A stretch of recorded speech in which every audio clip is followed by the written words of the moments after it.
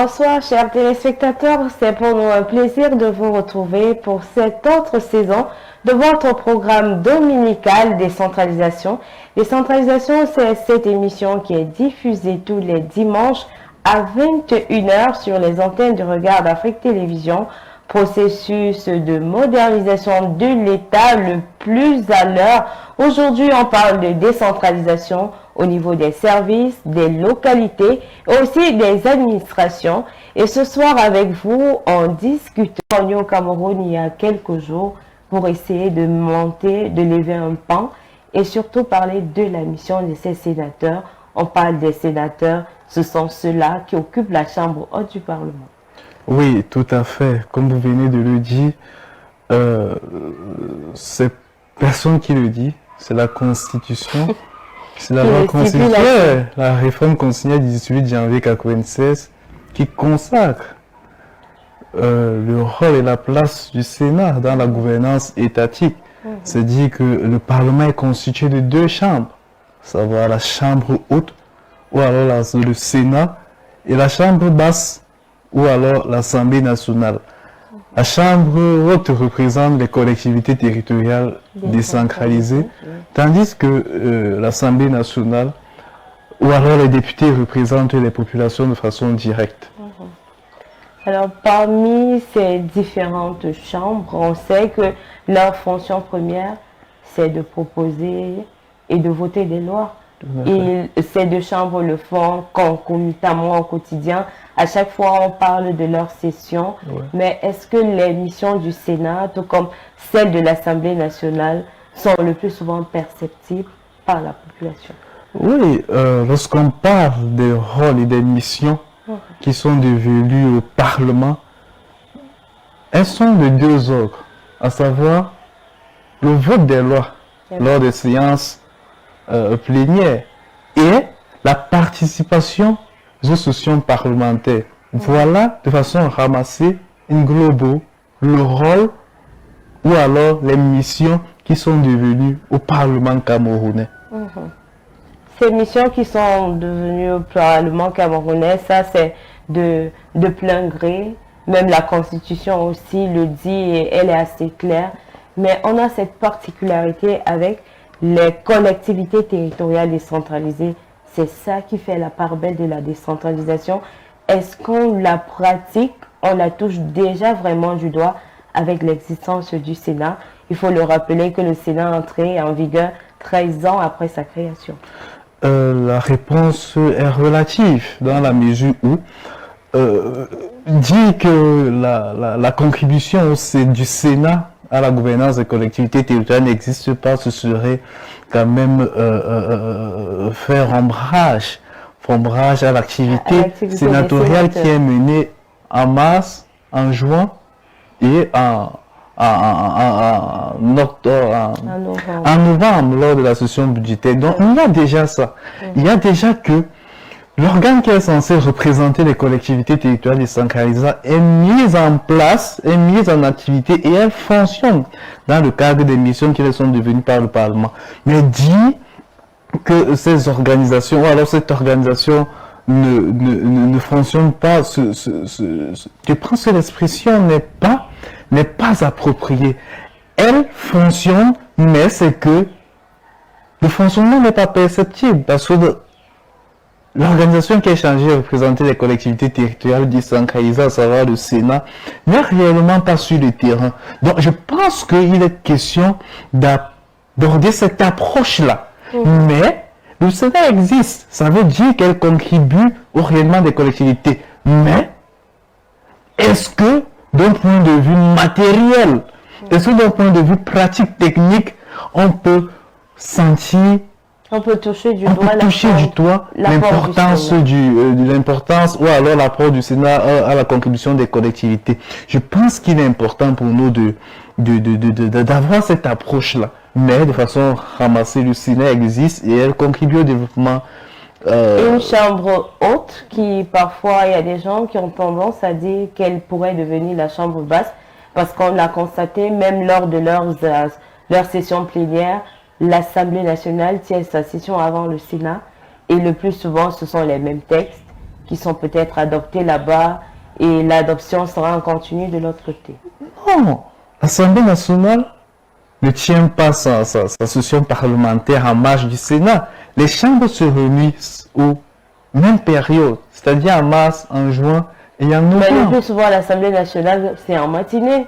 Et le Sénat, c'est plus souvent, c'est vers les 16 heures. C'est devenu des heures connues de tous. Non, mais où est la différence dans la mesure où nous avons une chambre qui On a une haute, on a une basse. Ça, c'est on a une chambre qui est haute, il y a une chambre qui est basse. Et puis après, je ne vois pas la véritable difficulté. Si aujourd'hui je décide de manger à midi et que ma grande soeur, que vous êtes décide de manger quelques heures plus tard, où est la différence? Il faudrait tout simplement que le travail soit fait, c'est-à-dire le vote des lois.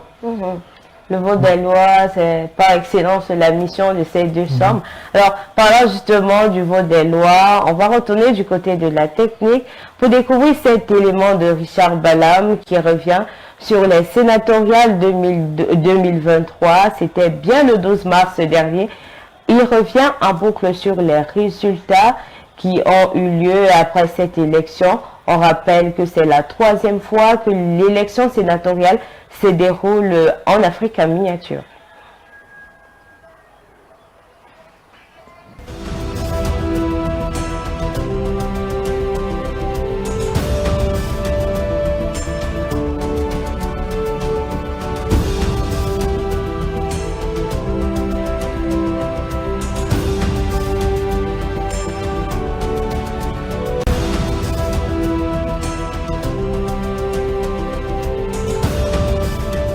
C'était prévisible.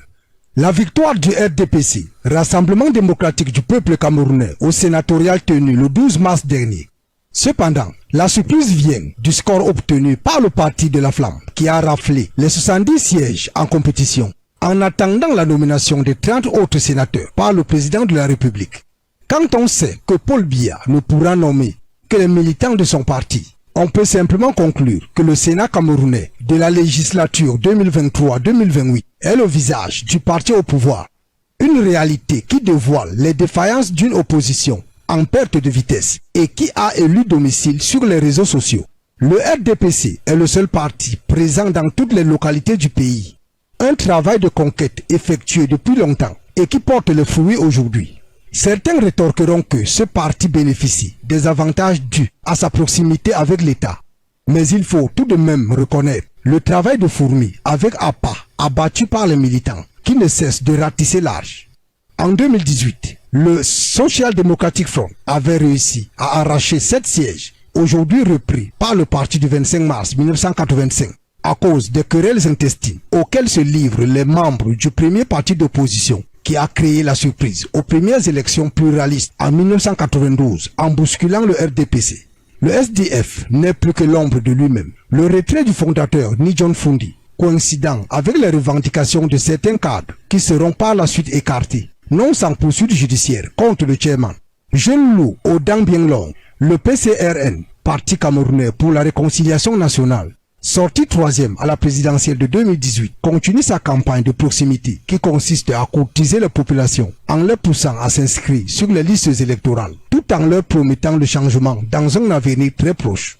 C'est le deuxième parti territorialement représenté, après le RDPC. Même s'il n'a pas pu obtenir un seul sénateur, Cabral Libi se vante d'avoir engrangé de points au regard des conseillers municipaux et régionaux ayant voté pour son parti. Un coup de pouce pour la présidentielle sur laquelle le parti a jeté son dévolu en 2025. Le MRC, Mouvement pour la Renaissance du Cameroun, deuxième à la présidentielle de 2018, est tombé dans le même piège que le SDF en 1992. Le boycott des législatives et des municipales qui ont suivi et bonjour la chute. Les sénatoriales 2023 auront bénéficié au RDPC et à ses partis alliés.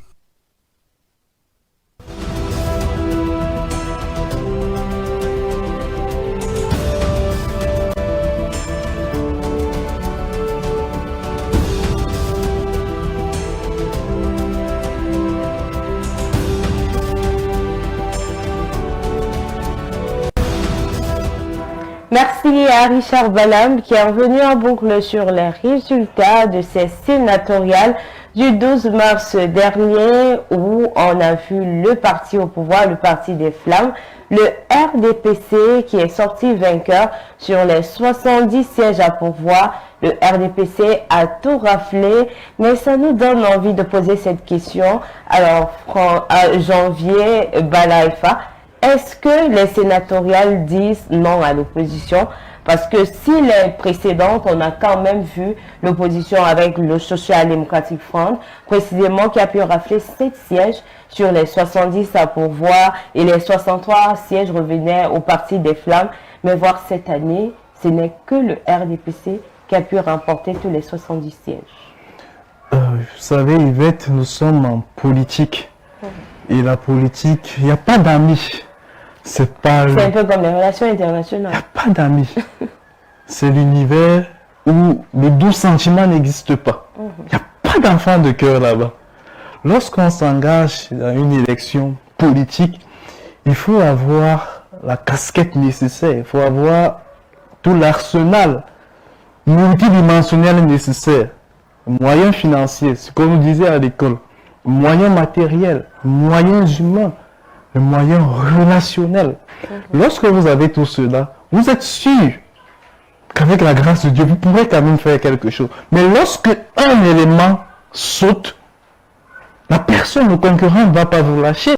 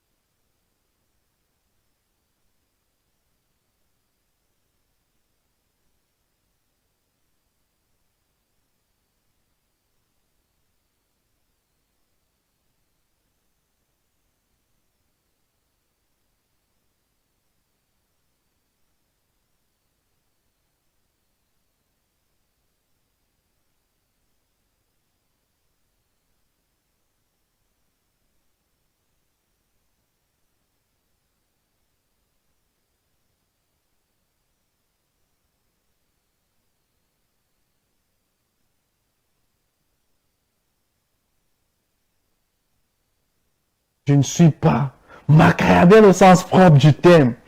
Je peux quand même vous apporter quelques sièges, mais attention, pas parce que j'ai peur, parce que je voudrais donner une nouvelle vie, une nouvelle dynamique à la vie politique de mon pays. Alors, ces sénatoriales ne montrent pas tel aussi l'échec ou bien, comme vous le disiez dès l'entame, la désorganisation de l'opposition au Cameroun, parce que là on parle de l'application du processus de décentralisation et on prend l'exemple des sénatoriales. Est-ce que ça ne montre pas les limites de l'opposition camerounaise? Vous avez suivi avec moi. Dans la construction de l'édifice national, c'est dès maintenant qu'il faut commencer à inculquer des bonnes valeurs, la discipline, la méritocratie, la difficulté. Parce que la difficulté n'est pas mauvaise en soi. C'est également. Nous, on ne veut plus cela. On veut arriver, tout est propre. Je suis député, je suis président. Atteindre la lune, on pourrait quand même atteindre les étoiles. Parce qu'il faut dire des choses claires à terre. Dire des choses de manière très claire, vous le dites. Mais peut-être aussi c'est cet ego, cette querelle de leadership qui parfois ne favorise pas cette coalition dans l'opposition parce que chacun veut être la tête de liste. On le rappelle que les sénatoriales, c'est un scrutin de liste. C'est pas un scrutin nominal. Chacun veut être tête de liste. Chacun veut que ce soit son parti qui remporte le plus grand nombre de sièges. Est-ce que c'est pas là où le bas blesse? C'est pourquoi nous avons évoqué au début de notre émission que c'est un problème de discipline. La politique, c'est du sacrifice. Et puis, le raisonnement politique voudrait que je fasse des honneurs à mon ololo pour que demain après demain, il me fasse, que j'apprenne de ses erreurs pour que moi également, je puisse prendre sa place lorsque je vais le corriger lorsque je vais prendre sa place. Il y a cet ego. Pourquoi nous devons faire de l'égoïsme lorsque nous sommes divisés? On pouvait comprendre si c'était un parti bien organisé, mais lorsque nous sommes déjà divisés, c'est pour être divisé, Non! Divisé pour mieux régner. Non! Il faut évoquer cette désobéissance politique qui se crée dans la mesure où on a l'impression que il y a des partis qui sont fabriqués par à le la parti veille de certaines échéances électorales. Oui, c'est pourquoi je pouvais dire pas le parti au régime. Donc, honnêtement, la problématique des partis politiques au Cameroun est assez éculéenne dans la mesure où on ne sait vraiment pas qui est qui. Il y a des partis qui sont fabriqués à la veille, il y a des partis qui reçoivent des financements pour pouvoir brouiller les pistes. Donc, il y a tout ce machiavélisme-là qui se crée. Mais, ce n'est pas mauvais, parce qu'en politique, comme je disais, pas l'univers des 12 sentiments, tout est bon, à condition que... C'est l'orientation qu'on donne qui démarque la situation ou l'action. À condition que je puisse être au pouvoir et le demeurer. Donc, faut pas crier, battre en brèche ou alors jeter en pâturage les techniques utilisées par d'autres partis pour se maintenir au pouvoir. C'est normal, en politique, c'est original. La conservation du pouvoir. C'est normal. Mais maintenant, il faudrait interroger la responsabilité des partis politiques de l'opposition qui voudraient être sérieux, mais n'adoptent pas des comportements, des attitudes des personnes sérieuses. Nous avons vécu des sénatoriales où le RDPC a renflé, remporté partout.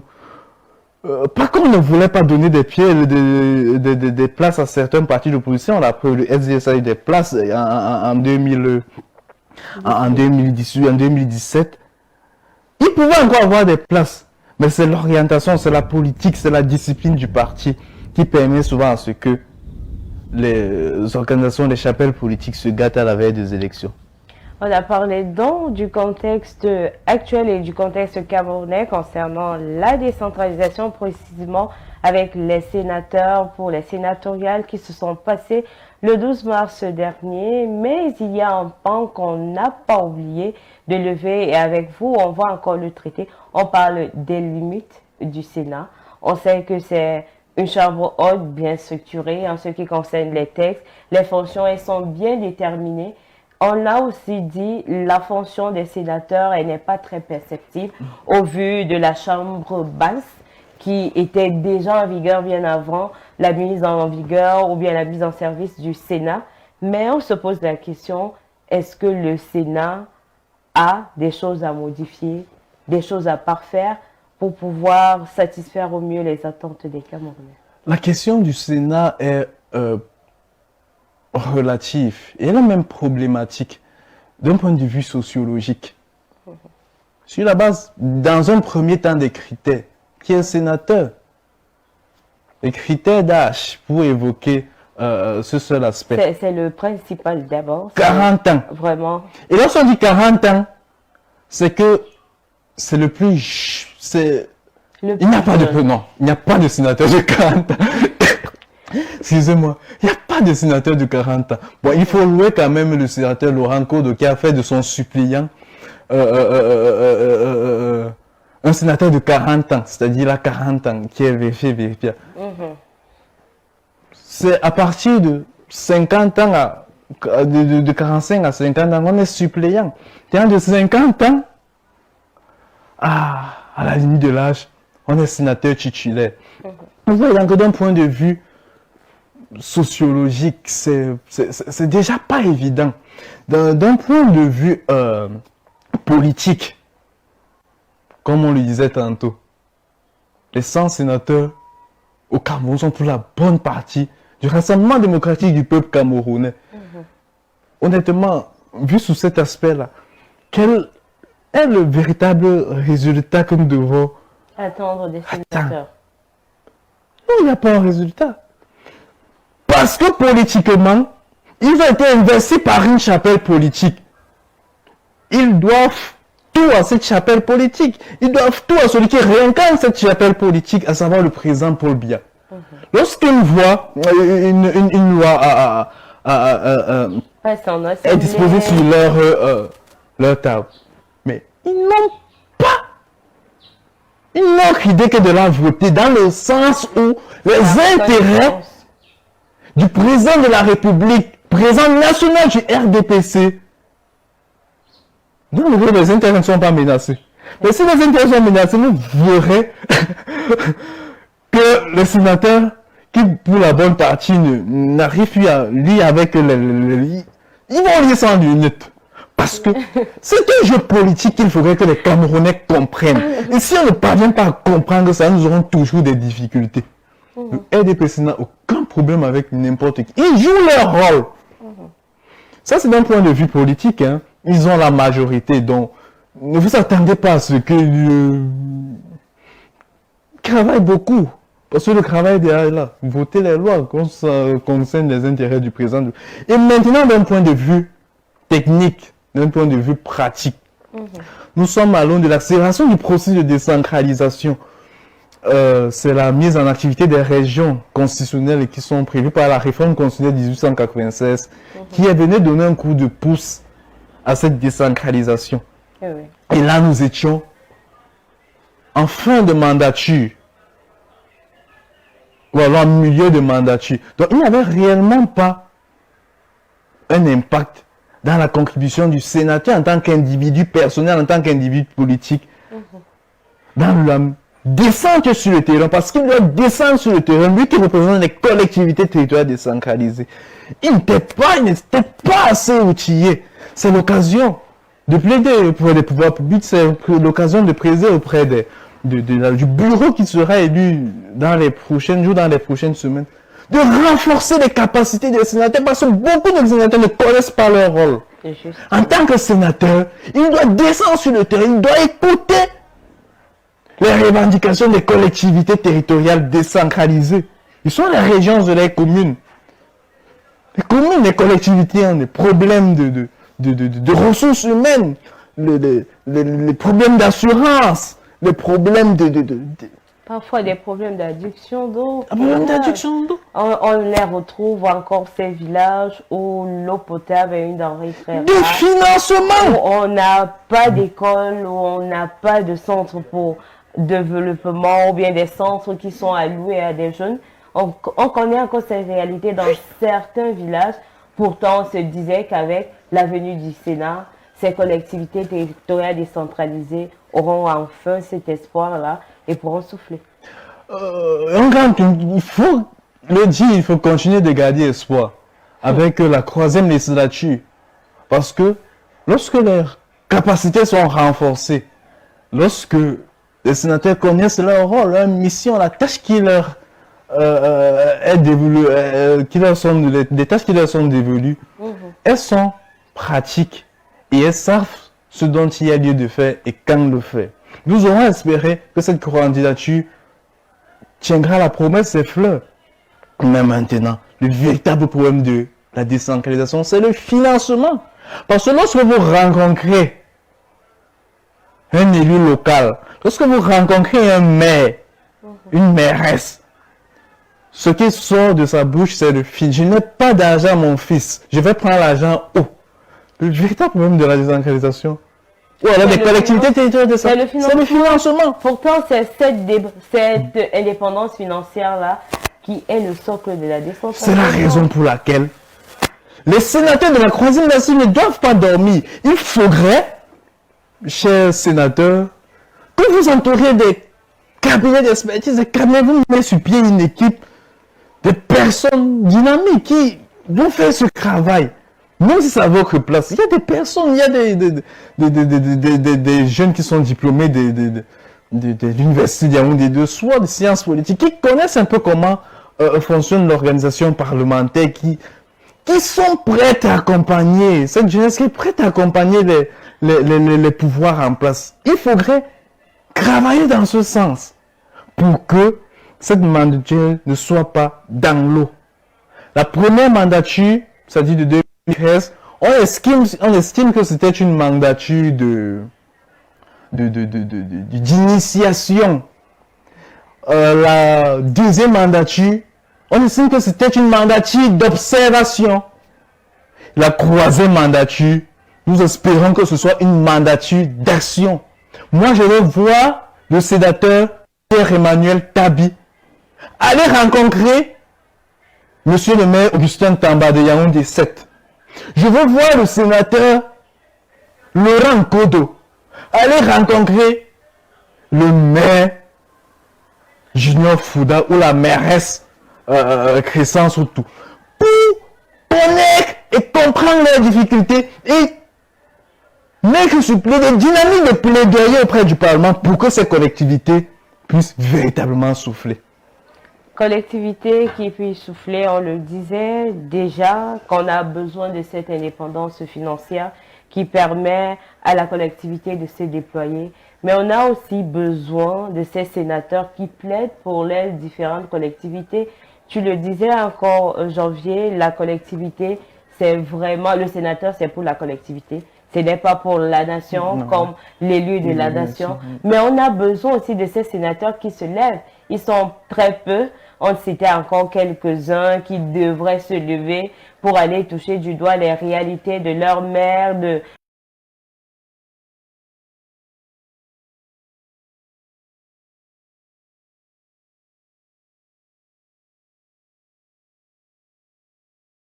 consacre que le député représente la nation, représente l'individu. Donc toi, tu te lèves le matin, tu dis, je m'en vais voir le député.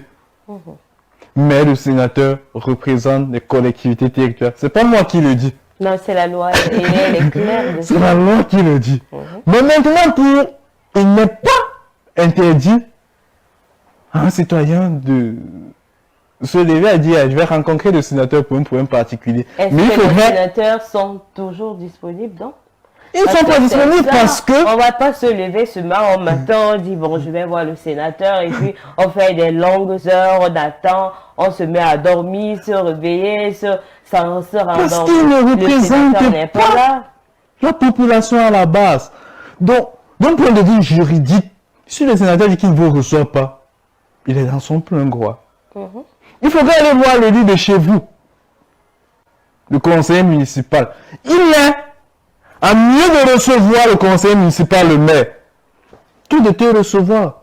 Parce que d'un point de vue juridique, la constitution, la loi, les règlements ne permettent pas, ne lui donnent pas l'autorité de te recevoir. Il faudrait que nous soyons clairs là-dessus. Si tu voulais rencontrer le sénateur, il faut passer par un élu local. Parce que le sénateur représente les collectivités infranationales et non le peuple. A contrario, tu peux te lever et dire, je m'en vais voir le député. Là, c'est ton plan. Il va te recevoir. Peu importe le temps que ça va prendre. Le sénateur peut te recevoir, mais s'il ne te reçoit pas, il ne faut pas se plaindre. Il ne faut pas faut pas lui en vouloir parce que s'il reste dans le cadrage de son travail, c'est pas... Toi, tu n'as pas habilité à le rencontrer. Il faut passer par les lieux bien le maire. Merci, nous allons prendre une autre petite respiration.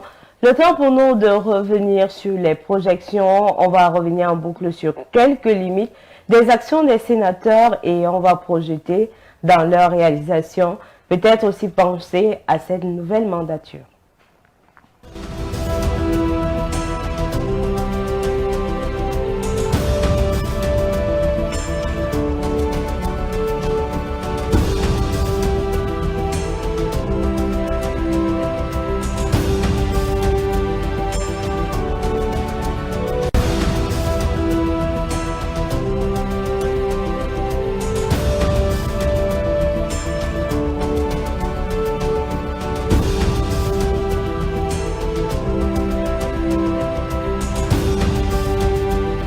Merci à vous, chers téléspectateurs. Vous nous prenez à l'instant. C'est votre émission Décentralisation.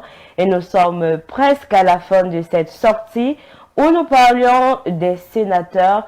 Quel est le rôle ou bien quels sont les rôles que devraient remplir les sénateurs après leur élection? On parle vivement de cette nouvelle mandature 2023 qui s'annonce à grande pompe après l'élection du 12 mars dernier, où on a vu le parti des Flammes ravager le maximum de sièges, pour ne pas dire la totalité des sièges en ce qui concernait les 70 sièges à pourvoir. Alors aujourd'hui, pour la dernière partie de notre émission, nous revenons en boucle sur les missions du Sénat ou bien les limites à ces missions du Sénat. On a commencé par cette représentativité, cette autonomie financière qui devrait revenir aux collectivités territoriales décentralisées. Et notre invité, Janvier Bala Efa, lui, il est expert dans la gestion des collectivités territoriales décentralisées. À voir le Sénat aujourd'hui au Cameroun, Janvier, est-ce que ce ne serait pas de bon temps, comme l'a fait le Sénégal, de dissoudre le Sénat? Vous savez, le Sénat, c'est pas le Cameroun, c'est pas le Sénégal. Et le Sénégal, c'est pas le Cameroun. Le Cameroun. C'est deux pays distincts. C'est l'Afrique centrale et de l'Ouest. Politique publique distincte et qui ont leur sociologie distincte. Qui doit supprimer le Sénat? C'est celui qui a inscrit, qui a institué, qui a consacré le Sénat, qui doit le supprimer. Donc, ne me posez pas la question de savoir si on doit supprimer le Sénat. Il faut poser la question aux populations, à travers les représentants qu'ils ont élus à l'Assemblée nationale. Il faut poser la question aux collectivités territoriales décentralisées qui, pour le Sénat, représentent le fiel politique, le parenté politique. Donc, vous posez la question à moi, ce serait un peu redonner gros de pouvoir intellectuel, non? Expert des collectivités territoriales décentralisées. Parce que si vous posez en boucle donné la fonction du Sénat, combien de fois cette chambre haute est importante. C'est vrai que d'entrée de jeu, elle fait partie de la Constitution qui a été adoptée, qui a été reconnue et qui est en vigueur au Cameroun. Ça montre à souhait que le Sénat a sa place dans le Parlement camerounais. Mais là, on parle de la loi. Ah oui. La loi fondamentale. La grande norme. Qui doit... C'est parler d'une loi fondamentale d'un pays, mais il faut... De façon honnête, je ne pense pas que je puisse apporter une réponse concrète, mais je peux donner des éléments de réponse, je peux donner des pistes pour vous dire que celui ou bien les personnes qui doivent répondre à ce genre de questions, ce sont les représentants du peuple qui ont voté la Constitution. Parce que c'est la Constitution qui consacre le Sénat. C'est pas Janvier Bala Efa. Il n'y a pas du tout. Et puis, lorsqu'on interroge Janvier Bala Efa comme un chercheur, un citoyen, un candidat, un expert de la gestion des collectivités territoriales décentralisées, et par ailleurs un auteur, justement on parlera de cet ouvrage avant de refermer définitivement notre édition. Je veux dire, qu'il faut donner la responsabilité aux personnes indiquées. Que personne ne vienne vous dire avec des ailes qu'il faut supprimer